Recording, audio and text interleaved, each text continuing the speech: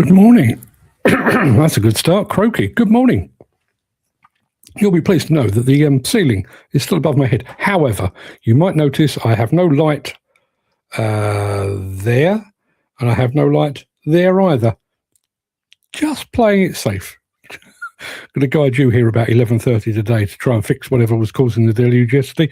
But yeah, not taking any chances. Going to say good morning to Dan Cullen, to Gary Muirhead, to Jim Turner, who says morning peeps, Chris Ford, good morning, you devils of demolition, doom and destruction. Oh boy, you ever in the right place. That is us right here. Loads and loads of stuff to get through today. Got a bit of an interesting morning monologue today. At first glance, it might appear that I'm talking about my end of the business, which is journalism. It's not. There is a deeper meaning to it. It's quite a long one today as well. Morning monologues are normally about 1,000 words long. This one's about 1,200, so a little bit longer. Jambo from Mercy Johnston as well. Good morning to Grover Piling and Ivan Martinez over on Instagram as well. Loads and loads of people over on Instagram. I know Gary said earlier, when I can find it, apparently he says, when I can find it, here you are, damp and wet, unfortunately, up in Scotland. How's things in leafy Surrey? Well, it's a bit breezier. The sun isn't quite as intense, but it's as sticky as anything. Really is sticky. I wouldn't be at all surprised if we had a storm of some description. I'm wearing a linen shirt, basically, to keep myself cool this morning. Ken Hatter is here in blazing sunshine down in Welsh Wales. Good morning, Ken. Thank you for joining us. Whole bunch of stuff to get through today. But first of all, we need to start with the latest round of the Mini Excavator World Cup. I probably need to say congratulations to England, who scraped through yesterday, and to Belgium, who scraped through even more yesterday. So, yeah, flying the European flag. The England game was not a bundle of laughs. Thankfully, I no longer have any expectations of England. I'm old enough to realise that they're unlikely to win much at all. So when they do win a round, I do kind of think, oh, okay, yeah, no, that's fine. But I'm not actually bothered. If they had gone out last night, wouldn't have been at all concerned. There you are. So there is... Dan, I'll come to you in a moment because you need to tell us more about this. But today's morning monologue, no, not today's morning monologue, today's Mini Excavator World Cup match pits Weidemann against Develon. Now, obviously, this is the second round, so we are getting down to some of the big boys here. I'm kind of flipping and flapping on this one. There's a bit of me that thinks Develon, you know, they're a reputable name in the mini excavator market, but there's a bit of me that thinks, yeah, but Weidemann with all the innovative little features, you know, that self-righting cab and all that, I'm kind of on the fence. It appears that you lot are not on the fence. It appears that you lot are much more in favour of one than the other. Dan has said this. Couldn't believe what happened here yesterday. Do people have no morals? Apparently, there were some people sacked for racism on his site. No, people don't generally have morals. Although a couple of people that I mentioned in the morning monologue today will have. Ken Hatcher, we've got a toolbox talk on how to wear a seatbelt. Yeah. I mean, that sounds bizarre and surely superfluous and unnecessary. But I would remind you that before HS2 as a project actually started, when they were doing the demolition work over at, can't remember the name of the place, but over in West London, it was a purely male workforce at the time, and they were required by the powers that be to attend a toolbox talk on premenstrual tension. That's a true story. It's mental, but it's a true story. Gary Muirhead says, give my regards to Ruth and the family for tomorrow and our thoughts and prayers. Thank you very much indeed, Gary. Yeah, not looking forward to tomorrow one bit. But these things happen, don't they? It means I'm wearing black again. It means I'm doing a monologue or a eulogy again. All coming a little bit too frequently. I don't know if you were watching the WhatsApp group yesterday, but I actually sat down and felt inspired by my black suit yesterday, and I wrote a story about it. Nothing to do with any of this. Probably boring to most people, but it inspired me, and I wrote about it. It's in the WhatsApp group if you need to see it. Jim Turner says, bright and dry and very breezy here in Nottingham. Bloody lovely weather. Yeah, I mean, I'm not complaining. I'm complaining in as much as I'm indoors. If I was sat out on a riverbank right now, I'd be absolutely loving it. But being indoors, a bit sticky. Apparently, all this issue was down to this app, and they're blaming security guys and not the people that enforce it. Yeah. We're going to talk about authority, I guess, at the end of the show. As I say, it's a weird one. I've kind of taken two different stories, put them together because they are similar in nature. It starts out talking about journalism. The story is not about journalism one bit. So before I crack on, I do need to add that, just to remind you that we've got that going on. I can tell you that as it stands at the moment, I think the votes are roughly 5-1 in favour of one of those brands. It's Weidemann versus Develon, and people are leaning very heavily to. It's not going to be a whitewash by the looks of it, but people are leaning very heavily to one side. You can keep those votes coming in, but without further ado, I'm going to roll the intro and get this show on the road.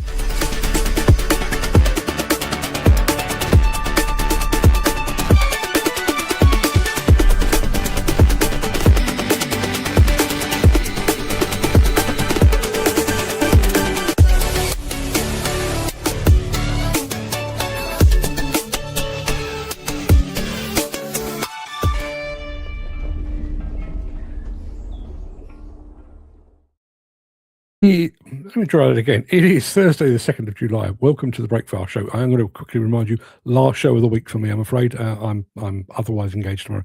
I am your host, Mark Anthony, the Walrus of Demolition, the Lord High Chancellor of live streaming, the authentic voice of the global demolition industry. And in today's show, XCMG unveils its big new electric wheel loader.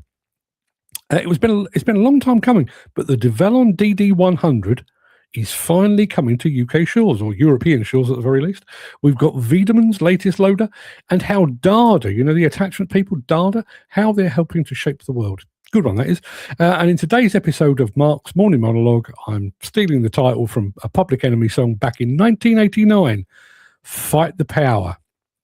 You've got to fight the powers that be. That's what today's Morning Monologue is all about. I'd like to think it's something we do fairly regularly here on this here show. But before we get to all that, let's have a little bit of Caterpillar, and then we're talking XCMG's electric wheel loader. So let's have a bit of this.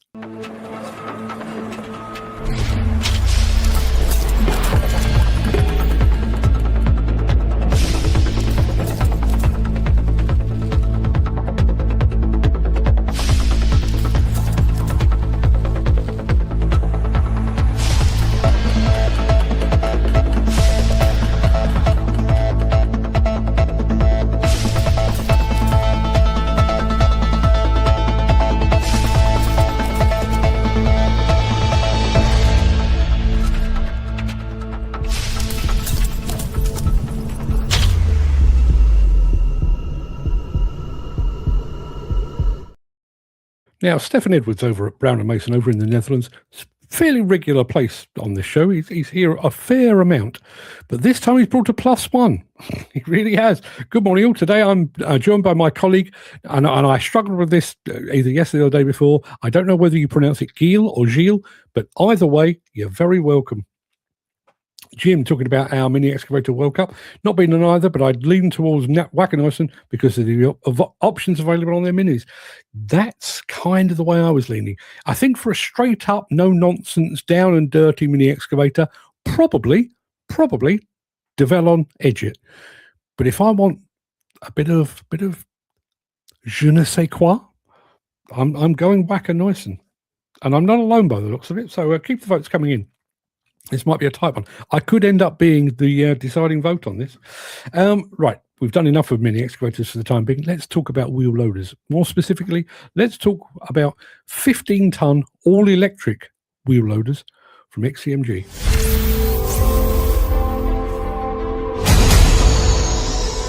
The XCMG XC9150EV is a fully electric wheel loader independently developed by XCMG, featuring an ultra-large tonnage platform and four-wheel independent electric drive.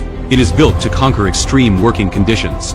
With a 15-ton rated load and a large 7.7 cubic meters bucket capacity, The XC915OEV is equipped with an 800 volts high-voltage electric drive system and a massive 1001 kilowatt-hours battery capacity.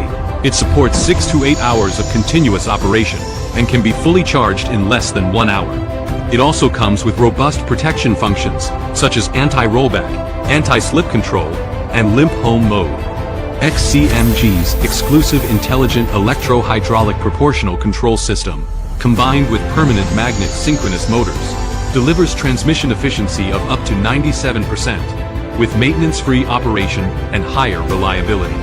The new generation luxury, quiet, pressurized cab comes with international ROPS and FOPS safety standards. It is equipped with an air suspension seat, while the operator's ear level noise is kept below 70 decibels. The electric retarding brake system enables smooth deceleration and stopping without mechanical wear.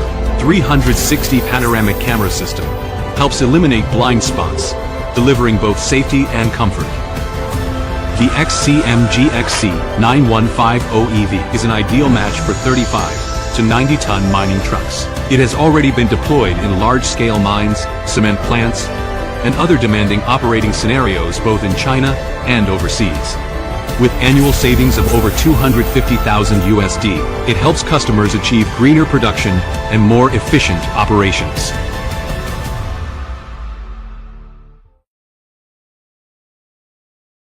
Smart looking machine and familiar. Familiar, as Dana said, you could mistake that for a Lugon. Looks very similar. It does indeed look very similar. Dan also says that's definitely AI speaking. Yeah, listen, I've said this so many times, I'm starting to sound like an echo chamber. But you spend all that money, millions of pounds, dollars, whatever it is they spend over in China on developing a new machine, and then you spend £3.50 on an AI voiceover. Bizarre. Don't you just hate AI commentary? Yes, I do. I really do. But Dan says, looks a great workhorse. Wonder reliability hours as electric. Let's be absolutely honest here. The Chinese, our Chinese cousins, soon to be our Chinese masters, are at the very cutting edge of all things electric, aren't they? Gary Muirhead has a question to which I don't have an answer. When is the final going to be for the World Mini Excavator World Cup? Well, I can tell you that including today, there are 8 more matches. 8. That's not 8. That's 8. There are 8 more matches before we actually find out who has won the whole thing. So obviously there's no show tomorrow. So let me do the maths quickly. Probably Wednesday or Thursday, week after next, we should know who the ultimate winner is. Gary says they could have done a better job in promoting it than just running it around the factory. Yeah, that's a very Chinese thing, isn't it? Very Chinese thing. I know Sunward do a bit of that. XCMG do a bit of that. Lugong do a bit of that. Zoomline do a bit of that. I mean, I guess they've got such vast factories. It's a kind of, well, we've got all this space. Why take it to a field and get it muddy when we've got all this space? But it doesn't really serve the product, does it? I totally agree with you. We are getting a bit dirtier in just a moment with a machine that has been a long time coming. I'll tell you about it in just a second. If you are enjoying this episode, please consider supporting the show. You can leave us a tip at buymeacoffee.com/demolition news. Chris Ford talking about the Mini Excavator World Cup. Will JCB be like the England team coming home soon? Possibly. They're still in the game. Let's have a look. Jim Turner says, even with the likes of Wacker and Mechalak, Mini and Midi diggers are a machine that is massively untapped potential. I have a few designs that would have that market expanded way beyond its current size. Mini excavator manufacturers, particularly those forward-thinking types, like your Wackers and like your Mechalaks, you might want to pick up the phone and speak to our man Jim. Ken Hatcher saying, boys on the drugs today, strange, I thought the smell was very nice. Oh dear. Don't inhale passively, Ken, or you'll find yourself out on your ear. Will it be in line with the actual World Cup final? No, it won't. I think we've rattled through it rather quicker than they have. So no, I think I'm fairly sure the World Cup itself has probably got another 3 weeks to run. We've only got a week and a half. So I think they will still be going when we've decided we've had enough. Frankly, I've kind of had enough already.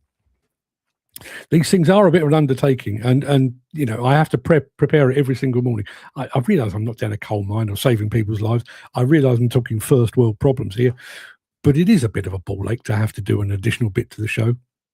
Speaking of which I wasn't going to do, I was playing around with AI last night.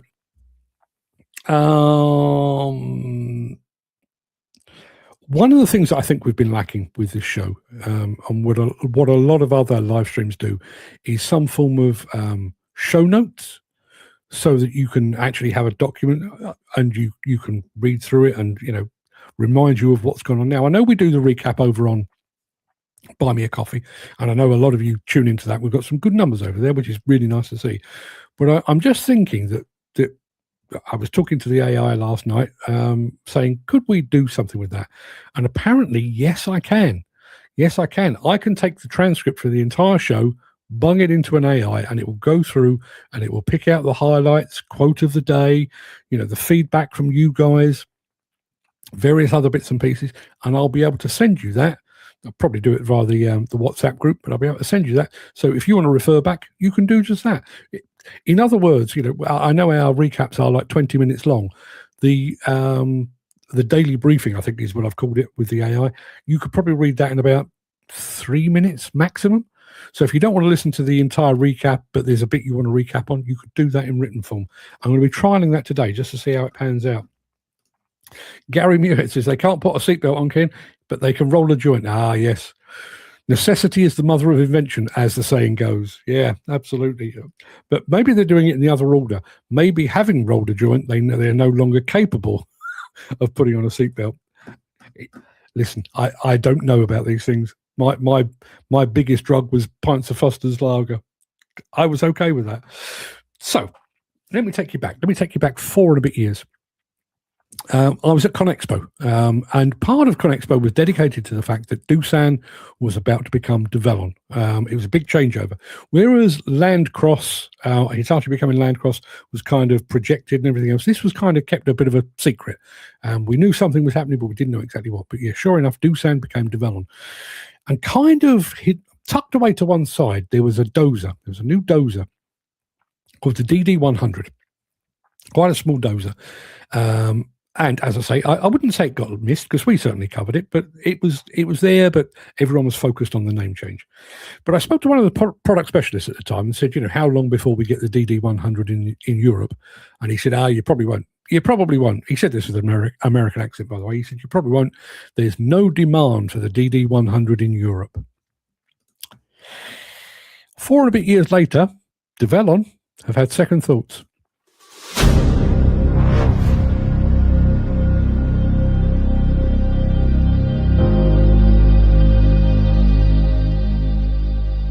I'm Stefan, Product Manager for Develon Europe, and today I want to show you the DD100, a newcomer in the European markets.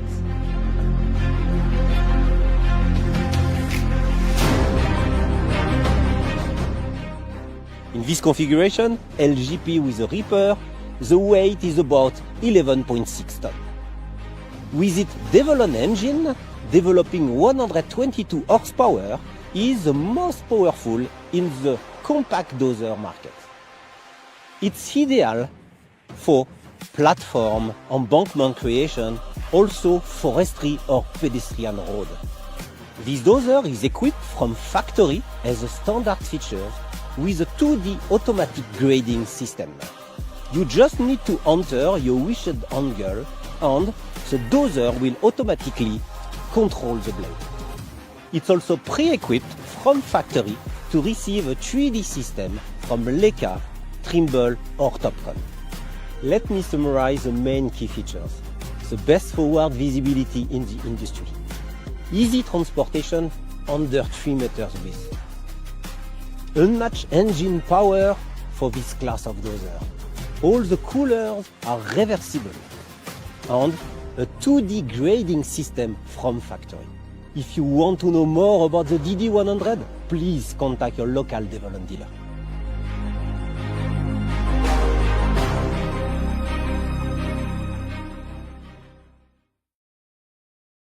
So I'm going to go over to the chat in a moment. Just a very quick question for you. And I think that guy did very, very well. I'm not complaining, but would you rather have the Chinese manufacturers using AI and an English/American voice, or would you rather have the voiceover and the commentary done by, I'm guessing, a French person for whom English is quite clearly not a first language? Which of those is preferable? I'm kind of leaning towards AI, if I'm honest, but there you are. Let's have a look. Just a smaller version of the DD130. It must be in the same class as the Cat D3. It is about that. Bizarrely, it came first. The DD100 was the first. That was kind of the step-off point. The DD130 came maybe 6 months later. But the DD130 was kind of earmarked as, this is the European machine. The DD100 is going to be the American machine. Now, fast forward, as I say, 4 and a bit years, and they've said, actually, maybe there is a bit of demand. I wonder if there is a bit of demand.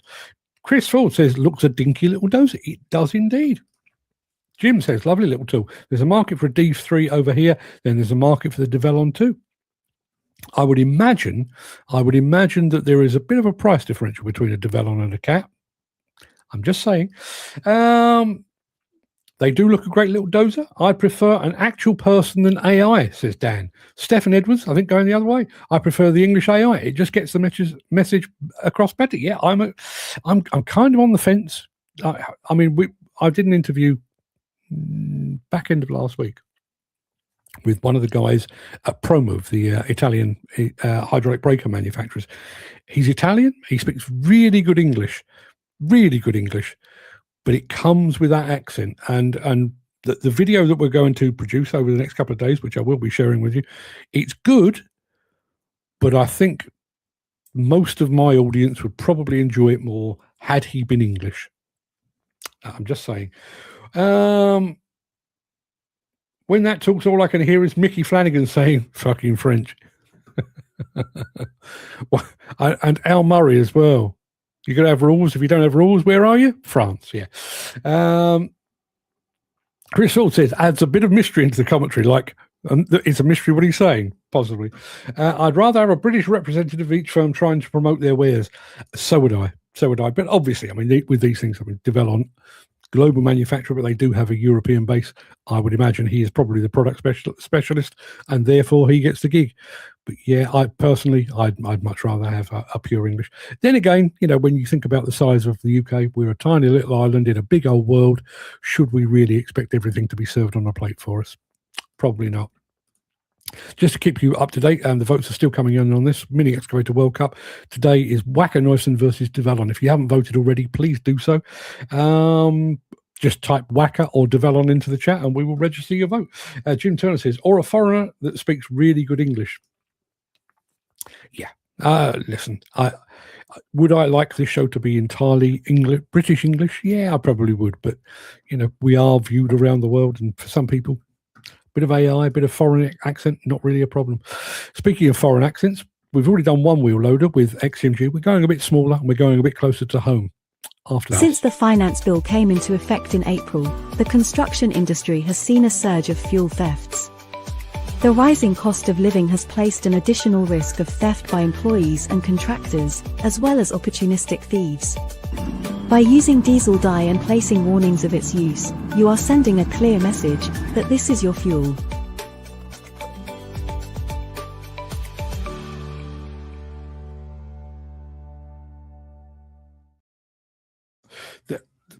I know you're doing that tongue-in-cheek. Will it be racist one day comparing AI to English? Possibly it will. What is bizarre, and I have used, you've seen me use AI speech in the past.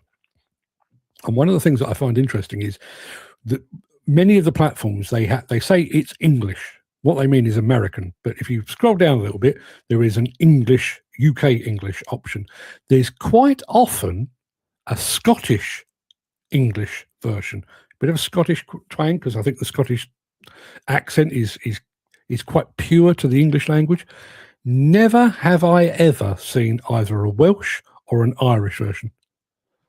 I don't know whether the AI systems recognise the fact that there is a Welsh accent and a Welsh dialect, or an Irish accent and an Irish dialect. They've overlooked it completely. But you can have your speech done in English, American English, or Scottish English. But that's your lot.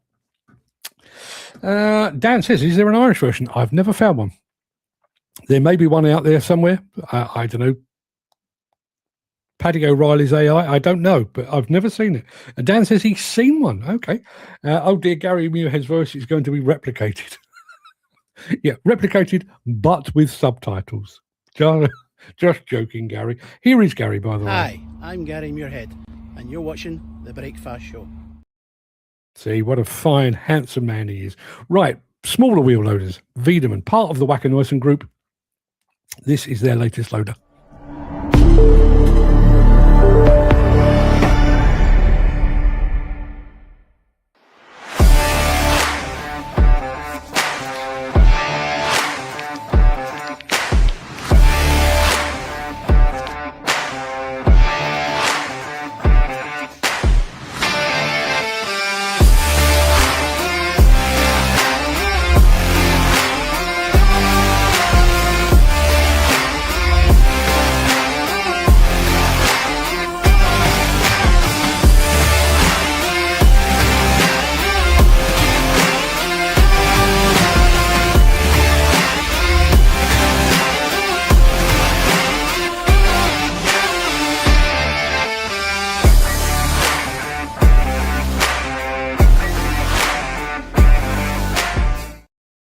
Yeah, fine-looking machine, as you'd expect from Weidemann. Jim Turner says, I wouldn't go to France and try to butter them up with my spiel. I was talking to a Swiss fella about Plant at the weekend. He was struggling with my accent, probably getting about every third word. Jim, I can relate. I get about every third word with you. No, I'm joking. I get more than that. Dan Cullen saying, great young man is our Gary. I couldn't agree more. Yeah, a prince among men. Absolutely. We have one more film for you today. It's from an attachments manufacturer that we don't encounter very often, but they do some very good stuff. So stick around after this.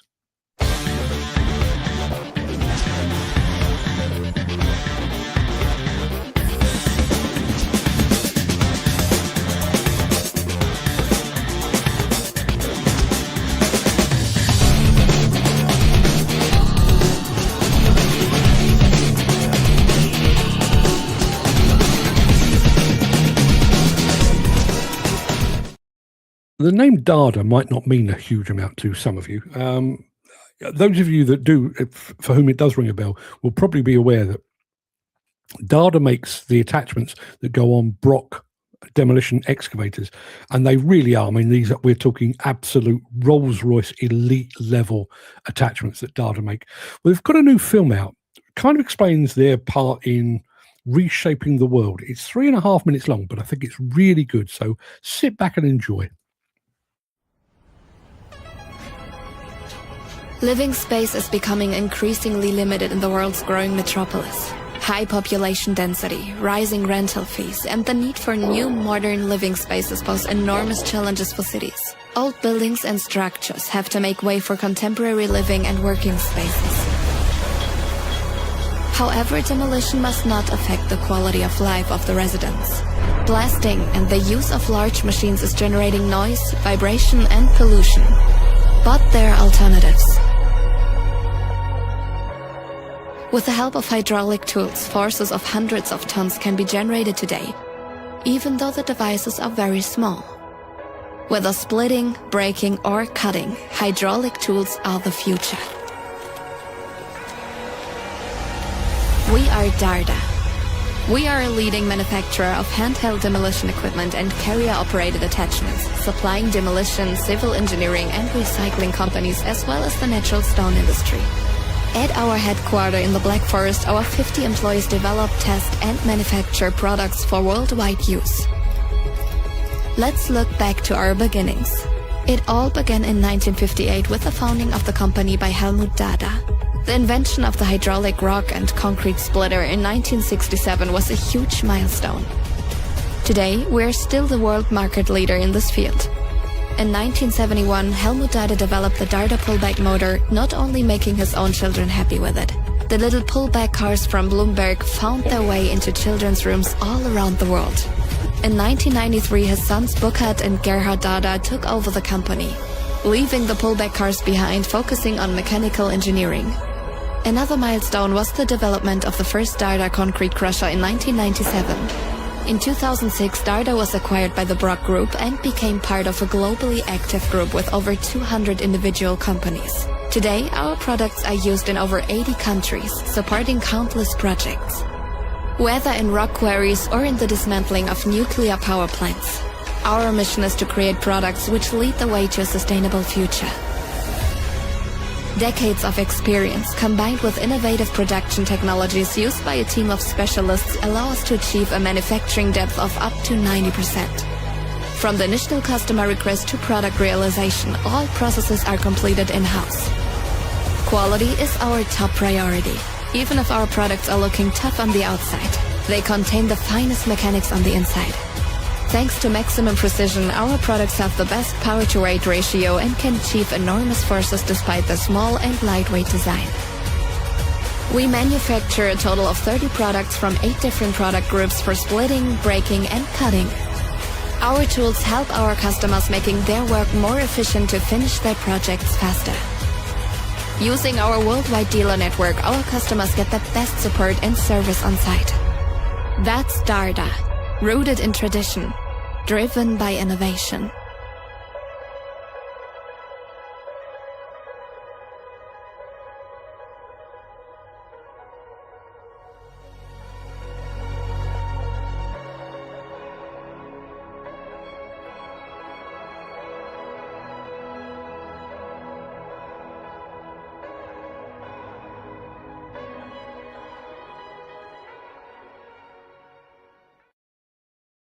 Going to say good morning to Mr. Mansfield. Lee Mansfield has just joined us. Morning, Lee. Dan Cullen, good question. What did you think on that breaker at Hillhead? It looked very undynamic and not effective. Only seen it in a video or two. So this was kind of looked a bit like a pile driver. You kind of haul the weight up and then you blast it back down again and it breaks rocks. Here's my take on it. It clearly can do damage to rock. Fred was flying the drone right by it. And the drone was in the air hovering, and he saw this thing go off. So he thought, I'll grab my phone and I'll film it. Well, they winched the thing up, and that was where it stopped. So he carried on with the drone, and then it dropped and it broke a bit of rock. So he said, okay, I'll bring the drone down. And he stood there for about 3 or 4 minutes waiting for it to go back up, which it did. And it didn't come back down again. I walked past, and there were people working on it. I'm not convinced is basically the answer on that. Any of those working in the UK? There are lots of Darda attachments in the UK. Absolutely. I didn't realise that they were involved in those pullback cars that I think we all had as children. Probably still a few of those kicking around. But no, they are. Basically, if you buy a fully kitted out Brock machine these days, chances are the attachment on the front end is a Darda. And they are, as I say, they are elite level. They really are. Not cheap at all, but absolute Rolls Royces of the attachment industry. Right, it's time for this. We need to find out who has gone through to the next round. I've got a funny feeling I know who it is, but let me can never remember how this bit works. Let me show it over here. There we are. If I stop the poll, hopefully we should see the result.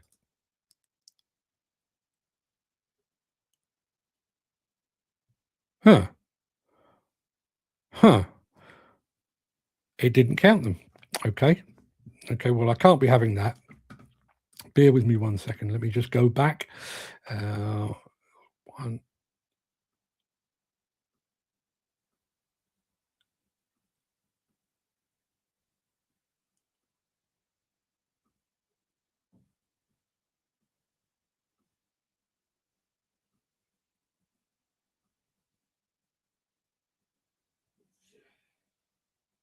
I can tell you the winner is Develon. I'm sorry for the radio silence there. I was literally counting the votes. It is Develon have gone through. Not by much. I think it was only 1 or 2 votes in it. But yes, there we are.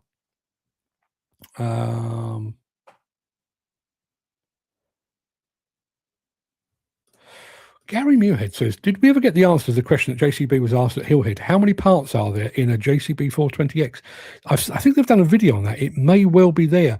I got some footage of it, but it's a very strange operation. Yeah, it is. It is, and quite slow. I mean, I would imagine, if you've got big boulders or something like that to deal with, can't see it ever being applied in demolition. Far too slow for that.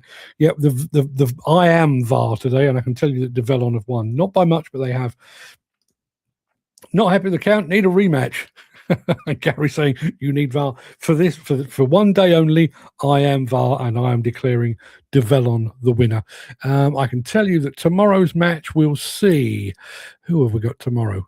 Now we did mention JCB just a moment ago. Tomorrow is a real battle of the Titans, I would say, particularly here in the UK. Tomorrow is Takuchi against JCB. That one I think could go either way, depending if you're a mini excavator purist. I think you'd probably go one way. If you're a Brit, you might go the other way.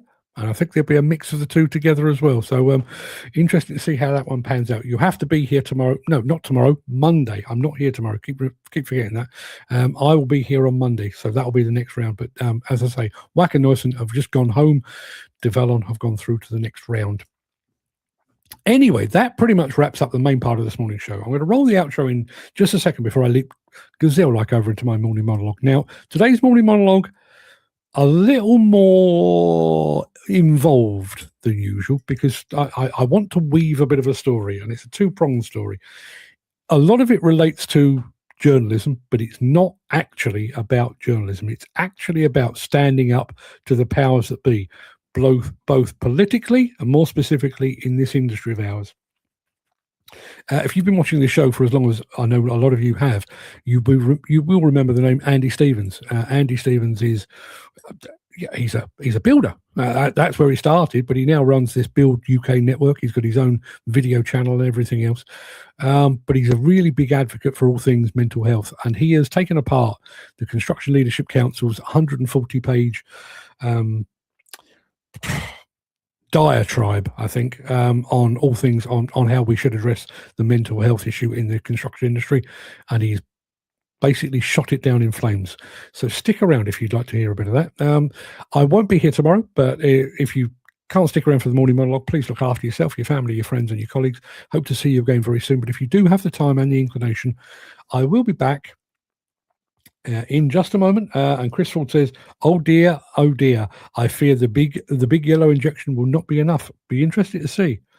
JCB, if you're watching, now might be a time to start canvassing to get you across the line in the next round, because I think Takuchi and Kubota, I would say, are two of the toughest opponents in that Mini Excavator World Cup, and JCB just drew Takuchi in the next round. Anyway, people, here incoming is the morning monologue.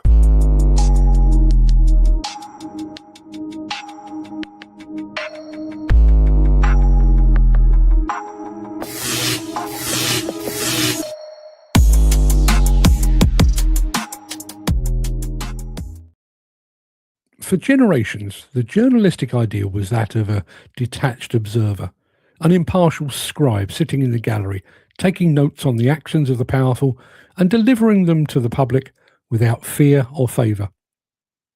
But a new breed of journalists and broadcasters is rewriting that old playbook. They're realising that in the era of institutional inertia and journalistic cowardice, simply documenting a crisis is no longer enough. To effect real change, they have to step into the arena and actively hold power to account, using the full weight of their personal platform and professional experience to force a resolution.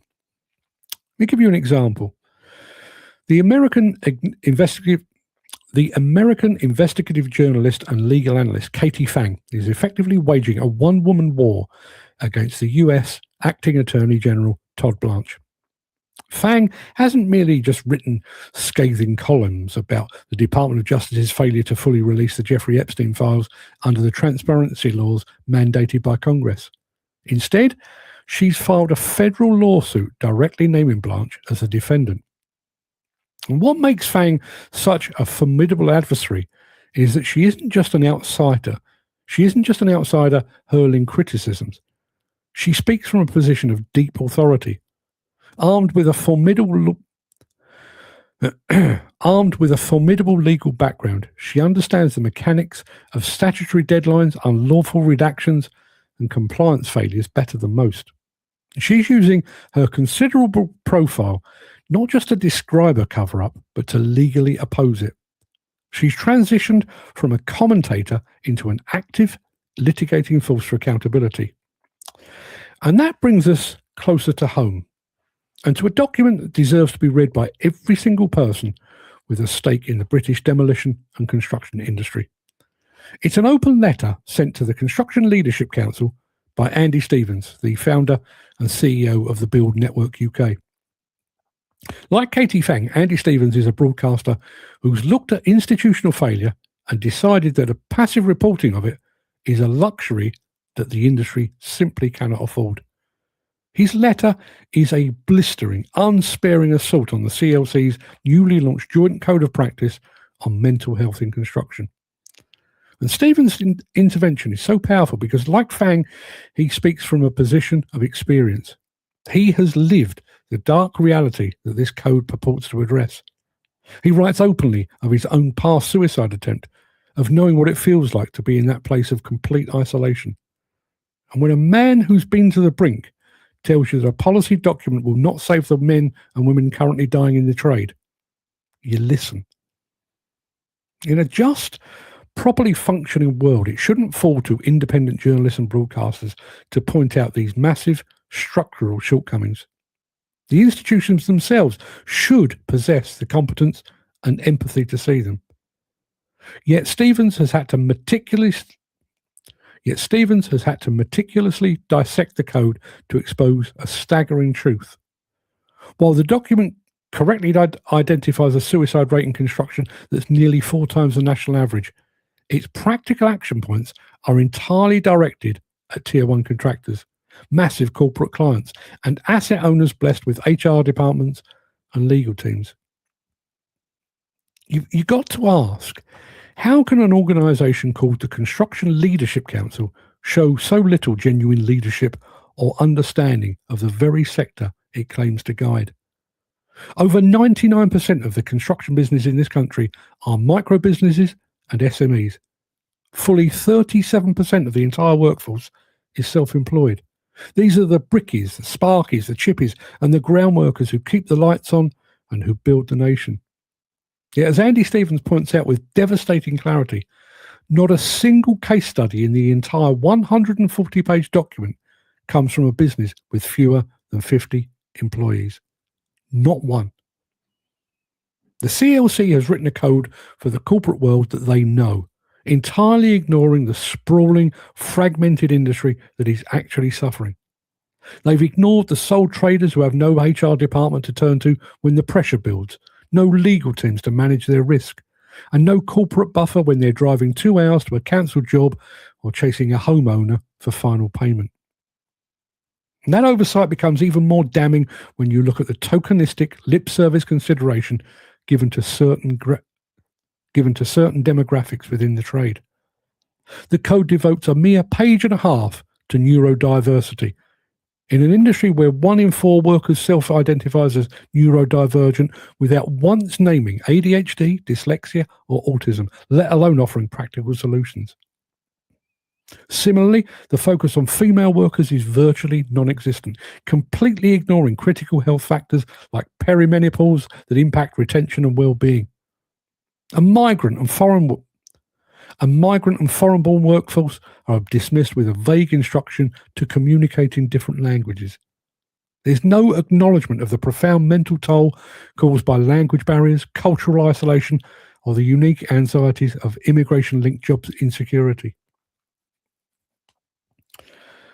And when the Build Network UK invited the chair of the CLC Mental Health Working Group to appear on camera to discuss these glaring omissions, she declined, hiding behind the need for corporate press office approval. Other members of the CLC working group chose to block the Build Network on social media simply for asking questions. That's not leadership. That's a closed shop. It's cowardice. Journalism is at its best when it refuses to be polite in the face of institutional failure. By issuing a public 14-day ultimatum to the CLC to suspend the code and form a genuinely representative panel that includes sole traders and SME owners, Andy Stevens has crossed the line from reporter to advocate. Much like Katie Fang in America, he's proving that when leadership fails, it's the broadcasters with the courage, the platform, and the lived experience who must step up to steer the ship. Now, the timing of both the Katie Fang lawsuit and Andy Stevens' open letter to the CLC is also telling. There is an insidious disease quietening newsrooms today, and its name is access. In the United States, this manifests as an inherent and unbecoming cowardice among sections of the White House press corps. There's a palpable fear that truly honest, unvarnished reporting on the Trump administration will result in a revoked press pass or a ruined career. Editors and reporters pull their punches just so they can remain in the room.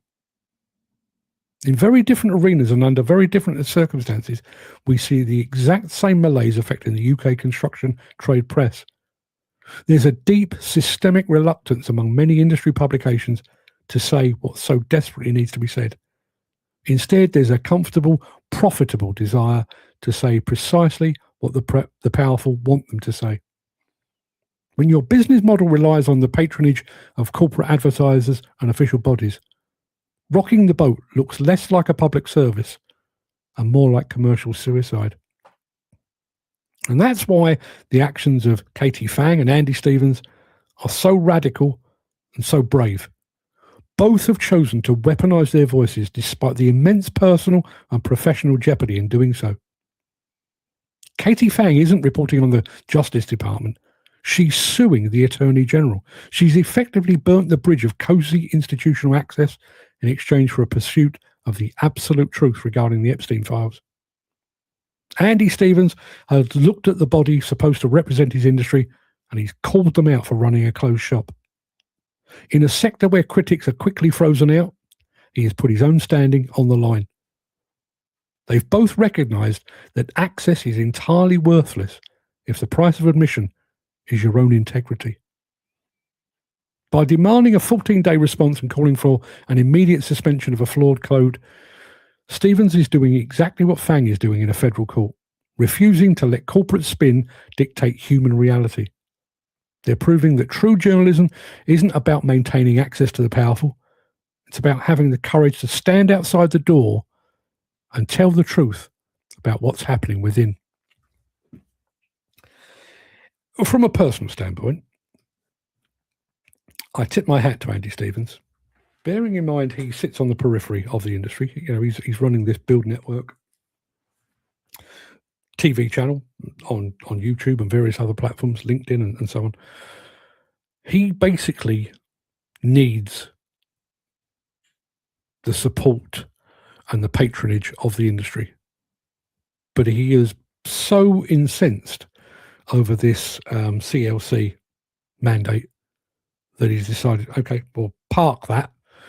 Let's get to the heart of the problem. Exactly the same with Katie Fang. Those two aren't unique. There are others doing the same, but those two really stood out. I hope that jibed with you. Let's have a look what we got over in the chat. Mick Norton has just joined us. There we are. Good morning, all. He says, good morning, Mick. How's the weather with you? Lee Mansfield says, how long has this show been going on for? It feels like an eternity. If you mean today's show, I can tell you we're at 49 minutes and 34 seconds. But if you mean generally, we actually started in March 2020. So we went through two different iterations. Just to recap, for those of you that weren't there back at the time,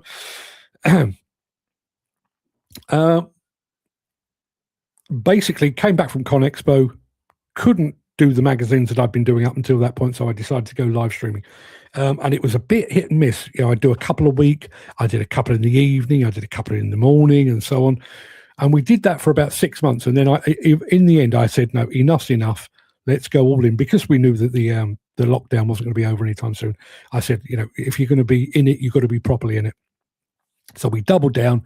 We started the Breakfast Show, and we've been doing it now for 6 odd years. I can tell you that this is show number 1162. So it's easy maths to do. We normally do roughly 5 a week, you know, allowing for holidays and illness and travel and stuff like that. So yeah, we've been going for a long, long time. Andy Thornton says, morning all, I feel I've missed the majority of Monologue. It's very important to me. I'll have to go back and review this.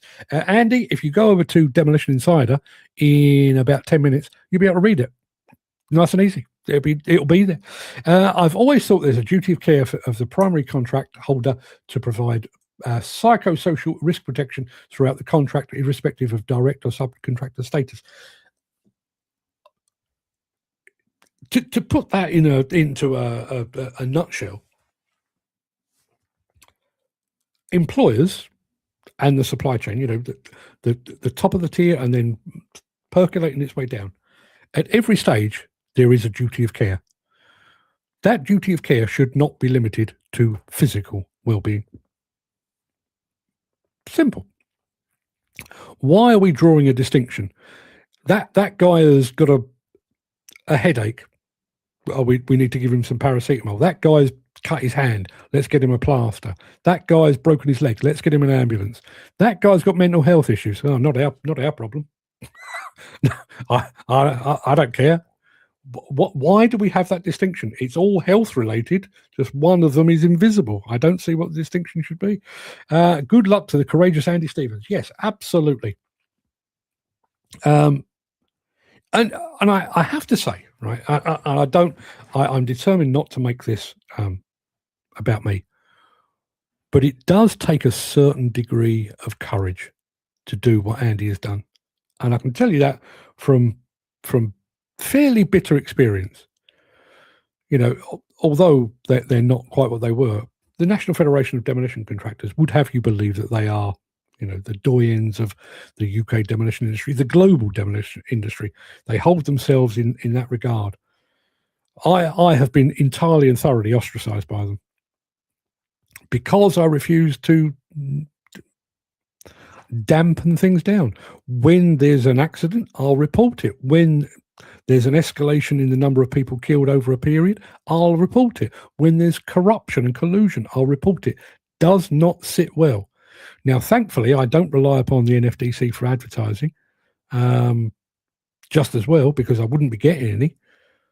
But as I say, what Andy has done, what Katie Fang has done in the States, and what others have done to kind of set themselves aside and, damn the expense, this is a story that needs to be told and everyone needs to know about it. It does take an enormous amount of courage. So fair play to Andy. That is great and well done to both of them. But this is the problem. Some people don't have the courage. Yeah. See, here's one of the things with all of this. I said there that it shouldn't be down to Katie Fang to call out the lack of transparency from the Attorney General. It shouldn't be down to Andy Stevens to call out the shortcomings in this CLC mandate. But if not them, who? We don't have unions, let's be honest, Andy Stevens has read all 140 pages of it. I have not. So I'm going to stick my neck out and I'm going to say this now. Isn't it handy that the people that probably help fund the CLC are the ones whose case is given in there? We'll speak to the big boys, who have active HR departments and probably have a range of mental health first aiders and so on down the line. We'll speak to them, but let's not mire ourselves in, the 1, 2, 3, 5-man band who are struggling every bit as much. In fact, they're probably struggling more because in amongst everything else that they have to deal with, they also have to deal with a lack of payment from those above. But we won't speak to them. So at that point, the Construction Leadership Council stops being the Construction Leadership Council and it becomes the upper echelons, our best mates Leadership Council. And that's not representative. When you think about the sheer volume of SMEs, micro businesses that fuel this business that we're in, it's a nonsense, an absolute nonsense. Dan says to stand up against the big boys because of the backing they have and the money, they've got to find it. Yeah, as I say, I mean this is not a legal thing, but think about what Katie Fang has done in the States. She has taken on the Attorney General. Now, the Attorney General, Todd Blanche, used to be, and kind of still is, Donald Trump's personal solicitor. He's his personal lawyer, right? And she has taken him and the Department of Justice to court.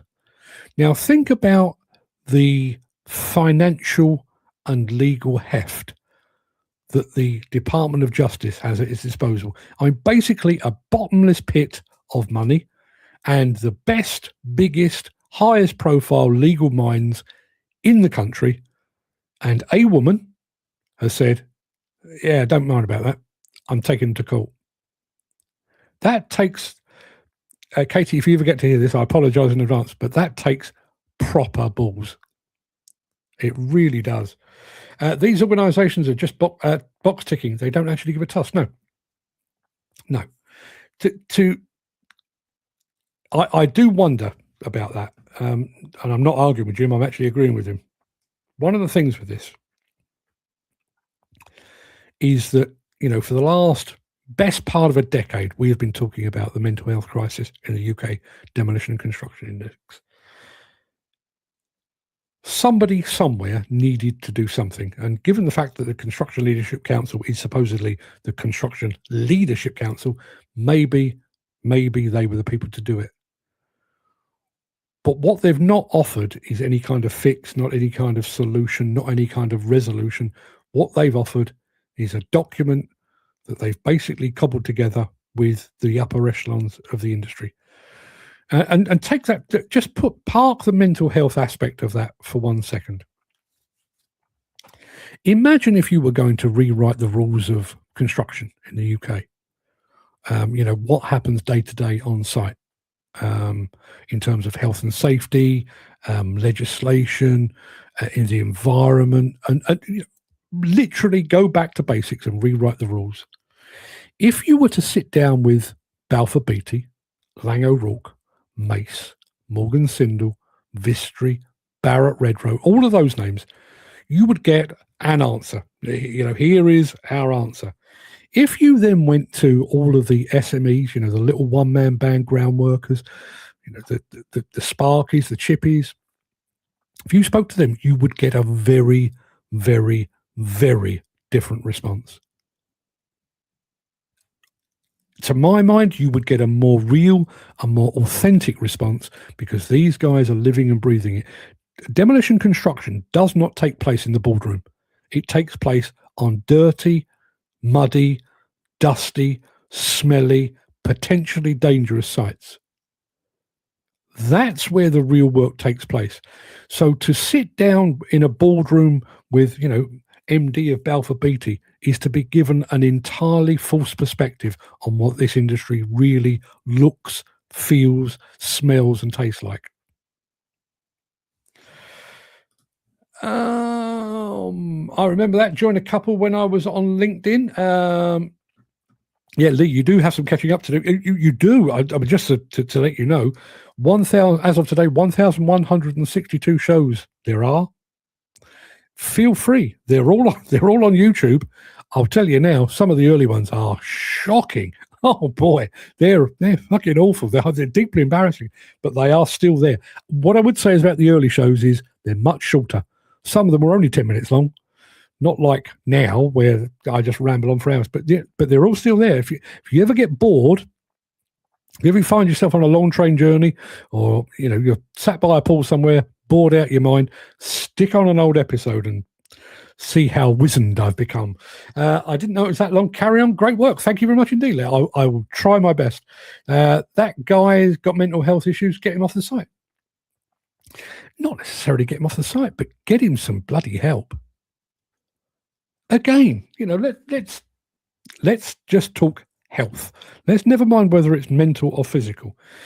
If one of your mates stepped out of the cab of his machine and was limping to the point where he could barely walk, I'd like to think that most of us would go over, put his arm around your shoulder, and you'd help him across the site. If he'd had a whack on the head, caught a stray bit of brick or something like that, I know how that feels, and he was bleeding, You'd sit him down, you'd fetch a plaster, you'd wipe the blood away. Even if he was feeling a bit faint, it's very hot at the moment, very sticky. He's feeling a bit hot, and he sits down. He's like, "Oh God, I could pass out any moment." Most people, I think, would go and fetch him a bottle of water and say, "Here you go, get that down your neck, and we'll see how." Why is mental health different? Why are we so disinclined to put our arm around their shoulder and say, "You're not bleeding, you're not dehydrated, you're not walking with a limp, but there's clearly something up. What do you want to say? What do you want to do? How can I help?" Why do we have the distinction? I really don't understand it. Mental health problems may mean bullying, harassment, racism, all on site, and all, in my honest opinion, the responsibility of the main contractor, irrespective of personal issues. Yeah, now, just very quickly to go back at the top of the show, and I know Andy Thornton wasn't here for that, but at the very top of the show and over in our WhatsApp group, Dan Cullen was relaying a story about some guys on the site that he's on have been basically given their marching orders for being racially abusive to some of the security guys. Now, I must admit, I read it and I saw what Dan was saying, and my first reaction was, well, that's a disgrace. Quite right to give them their marching orders. But what about the guys that were abused? Has anybody had a word with them? Has anybody said, I wasn't involved, but on behalf of us, I'm really sorry you had to endure that. I hope, if you want to have a chat, if that's made you reconsider your career choice, or you don't want to be here anymore, let's have a chat. Has anyone done that? This is a question I never hear at briefings. Good morning, guys. Is there anyone feeling off today? And we're here if you need to talk. No judgments. Yeah, it's a funny one, and I'll use myself as an example. When I had my mental health wobble some years ago, maybe a decade or so ago, the counselling I was offered, I did a one-to-one a couple of times with my local GP. They had a mental health specialist there, and she was really good, and I say she was really good. She just listened a lot. And asked some good questions, and was willing to sit there and listen to me blub for a while. But the recommendation was that I needed further counselling, and they recommended that I do group counselling. And I really, really struggled with that to the point where I hated it. Partly out of selfish reasons. I was there to fix myself, not to listen to other people's problems. But also there is a certain challenge in a packed room, particularly blokes, big manly kind of blokes. There's quite a challenge in if somebody says to you, in a toolbox talk, right, is everybody okay? Anybody got anything they want to get off their chest? Anyone feeling a bit off today, as Dan has recommended? It takes quite a bold person to stand up and say, yeah, I'm struggling with my mental health. It's a far easier conversation to have, in my experience, to do that on a one-to-one, either with a mate or with your supervisor or the project manager or whatever it might be. Maybe, I have decried the notion of mental health first aiders in the past, mainly because I don't honestly believe they're the right people for the job. But, if that just gives somebody a shoulder to cry on, or somebody to go and speak to a sounding board, I've got this issue, wife's leaving me, financial problems, whatever it might be, then if that gets the job done, then so be it. Then it's worth doing. And this is absolutely, Dan, it should be in every meeting. If anyone needs to talk to me after the daily meet, I'll make myself available. There you go. Fantastic, Andy. Well done. The CLC is a political appointment, hence the nonsense. Yeah, I mean, the way the CLC is run, as far as I can tell, and I'm not an expert, but the way the CLC is run is that they have a representative from industry, i.e., somebody from, I'm fairly sure the top bloke in the CLC at the moment is from Mace, but they also have a minister, so a political person, housing minister or construction minister, whatever it might be. I can't remember the woman's name, but they have those sitting at the top. I in some ways, I quite like the fact that there is a political involvement there, because it does suggest that you do have the ear of the government. I don't believe that's the case, but it does suggest that. But I'll go back, what does the housing minister know about the mental health challenges of a sparky on a site, of a ground worker, of a chippy that hasn't been paid, a painter and decorator that hasn't been paid, or whose wife is leaving him, or whose wife's having an affair? What do they know about that? And moreover, what does the head of Mace know about, the dirt under your fingernails realities of this industry? I would suggest very, very little. Dan says, that's a problem. They don't think, and they think it's a waste of time, or it's just words to some. The issue, Jim, it's not about giving or not giving a toss. Unfortunately, it's about risk mitigation and responsibility avoidance. Yeah.